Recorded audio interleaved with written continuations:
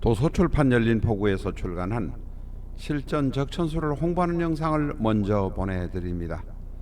내 사주 내가 본다. 실전 적천수 A4형 크기로 484페이지고 전 페이지가 칼라판입니다. 실전 적천수는 고리타분한 옛날 명리에서 적천수가 아닙니다. 사주의 기초만 아시는 분이라면 누구나 쉽게 이해하실 수 있습니다. 실전 적천수 한 권으로 유튜브에 등장하는 수많은 사주 동영상의 수준을 확인하시고 평가까지 하실 수도 있습니다. 교보문고에서 구입하시기 바랍니다. 미국이나 캐나다에 계시는 분이라면 아마존에서 SILJEON을 엔터하시고 실전 적천수를 만나시기 바랍니다. 도서출판 열린포구.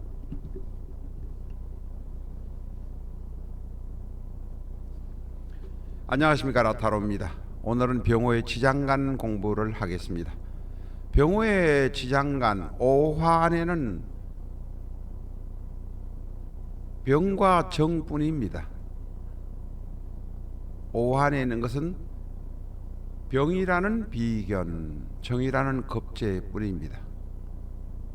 어쨌든 비급에 관한 공부를 해보도록 하겠습니다.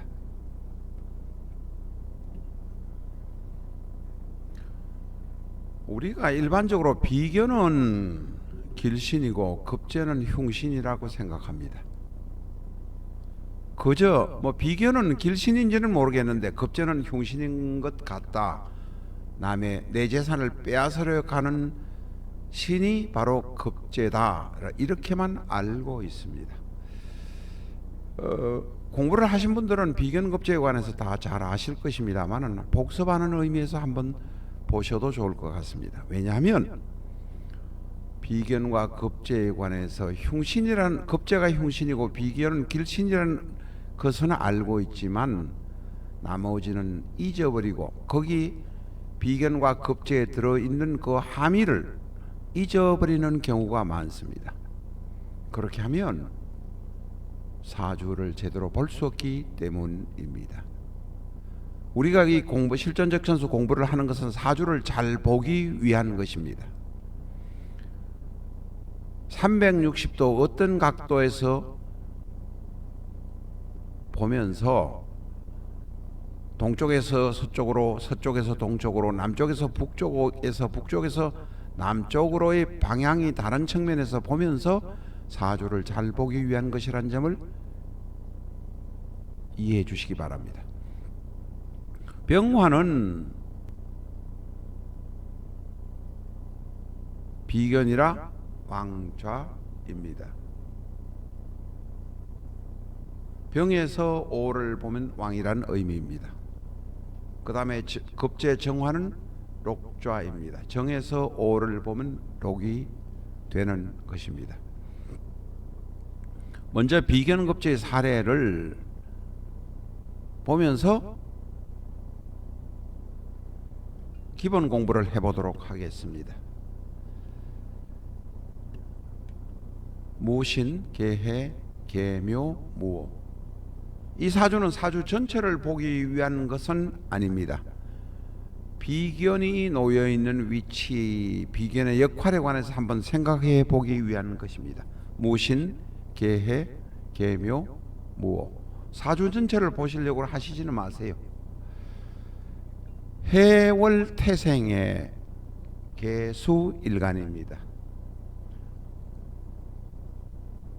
그런데 월간에 계수라는 비견이 자리 잡고 있습니다. 비견은 오행도 같고 음양도 같은 것이 비견입니다.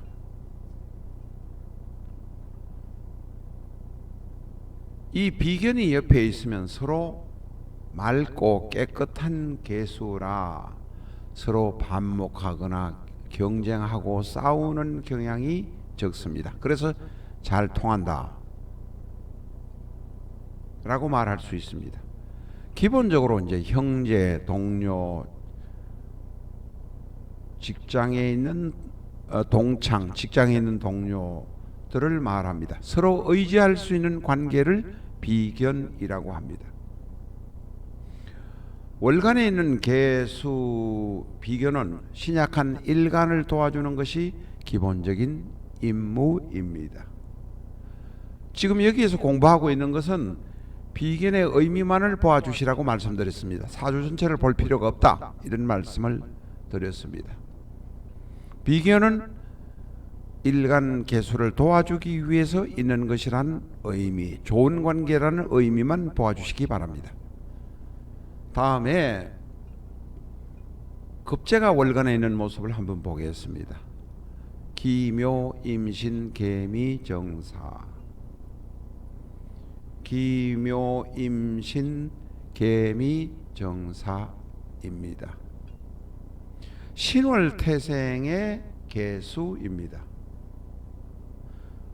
월간에 임수가 있습니다. 임수는 일간 계수와 오행은 같지만은 음양이 다릅니다. 계수는 음수이고 임수는 양수입니다. 원래의 이 급제라는 의미, 지금 월간에는 임수의 급제는 일간의 재물을 급탈한다. 재물 이외에도 아내 여자의 의미도 있으니까 재성을 급찰한다는 의미이지만, 일간 계수도 급제가 있을 때는 일간 계수도 남의 재물을 탐내는 경우들이 많다 하는 의미로도 해석할 수 있습니다.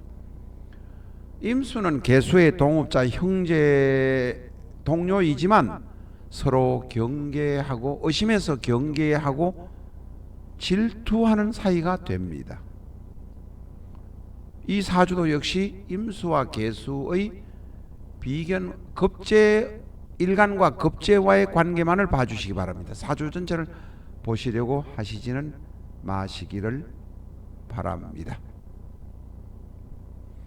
이 위치에 임수가 있으면 성장기의 재성을 임수가 차지하니, 임수는 재성이란 것은 재물이기도 하고 여자이기도 하지만 젊을 때는 그게 아니라 사랑이라는 의미도 됩니다. 그래서 계수인 나는 매사에 남을 믿지 못하게 되고 경계를 하게 되니까 계수인 나는 부드럽게 남을 대하지 못한다, 이런 의미로 해석할 수 있습니다. 사주 전체를 보려고 하시지 말고 일간은 계수인데 임수가 있는 경우에 어떻게 해석해야 할 것인가를 공부해 보았습니다. 자, 이제 병호의 일지, 병화 안에 들어있는 지장간 병정에 관해서 공부를 해보겠습니다. 비견과 급제의 성질을 다 가지고 있다 라는 것을 이제 이해하시고 공부를 하도록 하겠습니다. 공통상으로 비견급제, 왕좌, 녹좌가 지장간에 다 있으니 내 형제, 내 동료들이 잘 나갑니다. 그런데 잘 나가다 보니까 나와 사실은 경쟁심리, 시기심 이런 것 때문에 남들과 내 형제와 융화하기 어려운 점이 있습니다. 내 형제뿐만 아니라 내 직장 동료나 내 경쟁자, 나의 동창들과 융화하기 어려운 문제도 있다. 내 친구하고 무리가 되어 있지만 융화하기 어렵다. 이런 것을 이해하셔야 됩니다.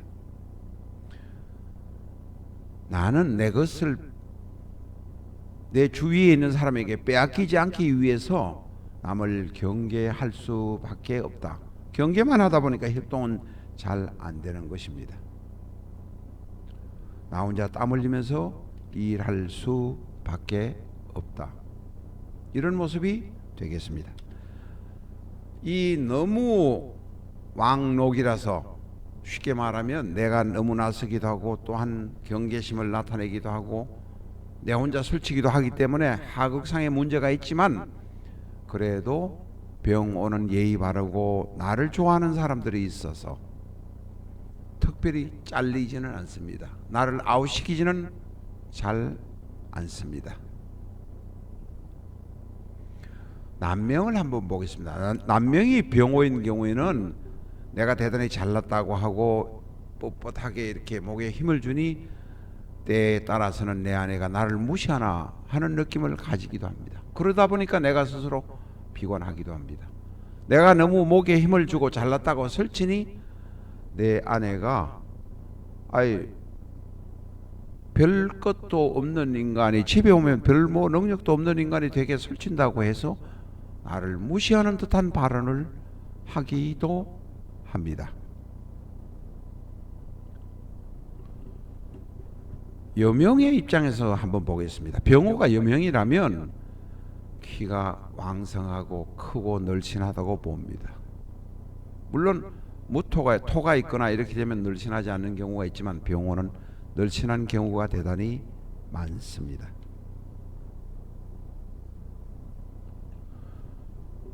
여자인 병호는 내가 하고 싶은 말을 다 합니다.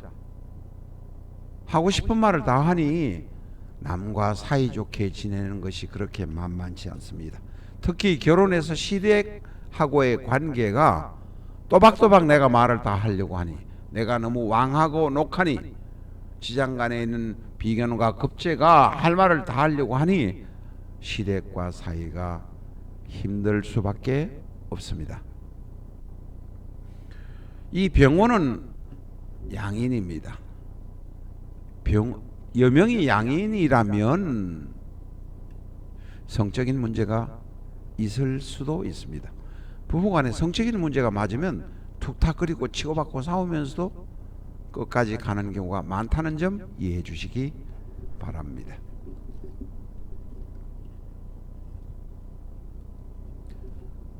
오늘은 여기까지 하겠습니다.